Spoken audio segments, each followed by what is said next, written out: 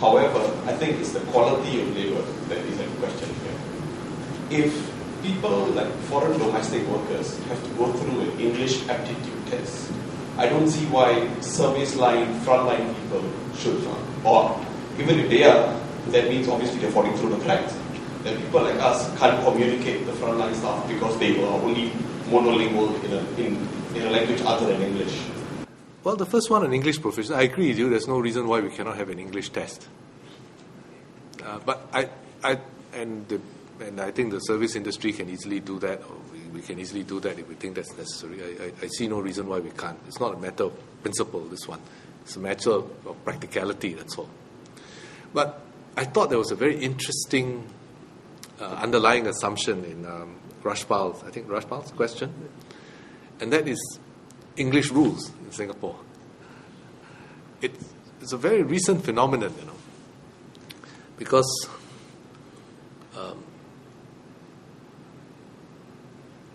how we've taken English now to become the sort of the de facto common language for everybody in Singapore. I think it's a very positive thing that we all insist on English as a common language, but it's a very recent thing. I mean, if you just look back 15, 20 years ago, I think it will not be uncommon to find Singaporeans who do not speak English at all. If you look at the statistics, in the year, say around about the turn of this century, we can now talk about the turn of the century, 2000. If you look at the way that language has transformed in Singapore, it's been very rapid.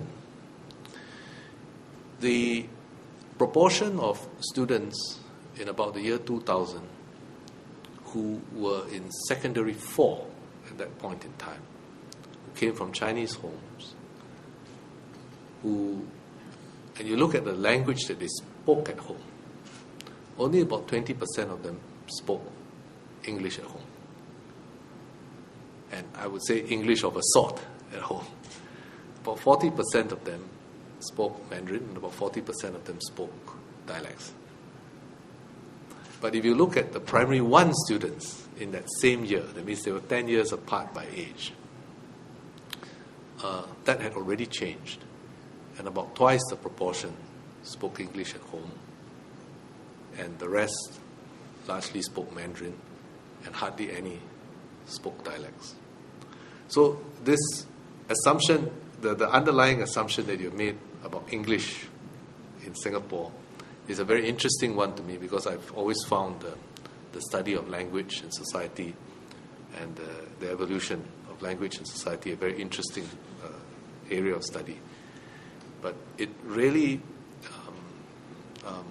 sort of reveals the very rapid way in which language has evolved in Singapore, even in the last 15, 20 years.